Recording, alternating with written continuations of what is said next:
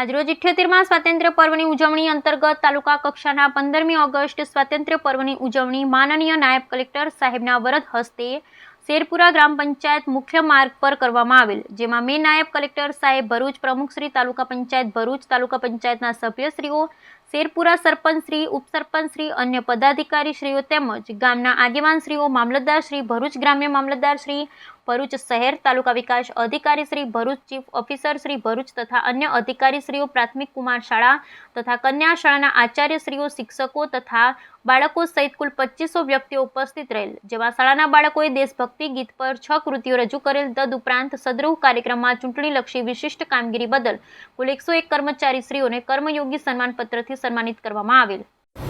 આજ રોજ 78મા સ્વાતંત્ર્ય પર્વ નિમિત્તે અત્રે શેરપુરા ગામે અમે તાલુકા કક્ષાનો કાર્યક્રમ યોજ્યો હતો, જેમાં બહોળી પ્રમાણમાં બધા લોકોએ ભાગ લીધો હતો. ગ્રામજનો હતા, અમારું તાલુકાનું વહીવટીતંત્ર હતો, સાથે સાથે આજુબાજુના ગામના સરપંચશ્રીઓ પણ હાજર હતા, તાલુકા કક્ષાના પ્રમુખશ્રી હાજર હતા અને ચીફ ઓફિસર સાથે મામલતદારશ્રીઓએ આ આયોજનમાં ભાગ લીધો હતો.